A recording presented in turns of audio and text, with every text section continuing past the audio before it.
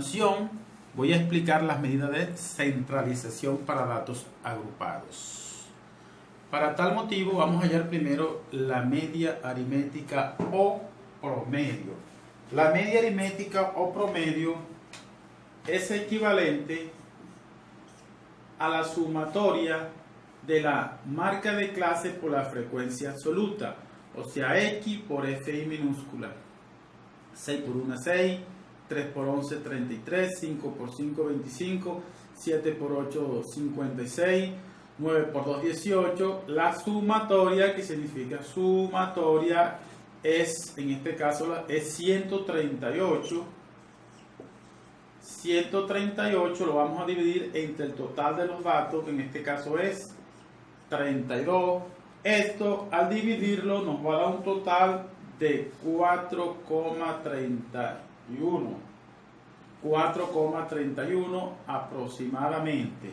Así podemos hallar la media aritmética o promedio. Para calcular la mediana tenemos la siguiente fórmula. Dice que mediana es igual al límite inferior de la clase mediana. Luego tenemos A, que es la amplitud, es la diferencia que hay entre el límite superior menos el límite inferior. Luego la media de los datos, es el total de los datos entre 2, ya la posición de los datos. Tenemos a Fi menos 1, o sea, frecuencia absoluta acumulada anterior. Y tenemos a Fi, que es la frecuencia absoluta de la mediana. Ok, entonces calculemos la mediana. Lo primero que debemos de hallar para calcular la mediana es la posición de los datos. En este caso, n entre 2.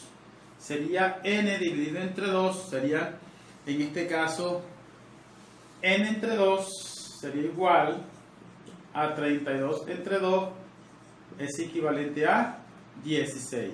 Entonces, quiere decir que el 16 es el dato de la mediana.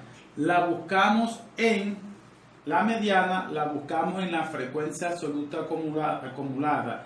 El 16, el dato anterior al 16 o siguiente al 16 es el 17. O sea, quiere decir que el 17 contiene la mediana. O sea, que la mediana la podemos hallar en esta fila. Entonces, mediana es igual al límite inferior. El límite inferior de la mediana en este caso es 2. Más la amplitud, la diferencia que hay entre el límite superior menos el límite inferior, también es 2. Que multiplica n entre 2, que ya sabemos que es 16, menos la frecuencia absoluta anterior. La frecuencia absoluta acumulada anterior. La frecuencia absoluta acumulada ahí es 17. El número anterior al 17 es el 6, o sea, menos 6. Todo esto lo vamos a dividir entre la frecuencia absoluta de la clase mediana. En este caso, la frecuencia absoluta es 11. Hacemos la operación matemática, serían 2 más 2 que multiplica 16 menos 6 son 10. Todo eso dividido entre 11. Esto es igual a 2 más 20 dividido entre 11. Entonces sería 2 más, ahí dividimos 20 entre 11 y es equivalente a 1.81. Entonces esto es igual aproximadamente a 3,81. Esa es la mediana de esos datos. Así podemos representar las variables de la incógnita. La moda la podemos calcular de la siguiente manera. Con la siguiente ecuación o fórmula. Tenemos el límite inferior de la clase modal más la amplitud, que ya sabe cómo se halla la amplitud. Tenemos la frecuencia absoluta menos la frecuencia absoluta anterior.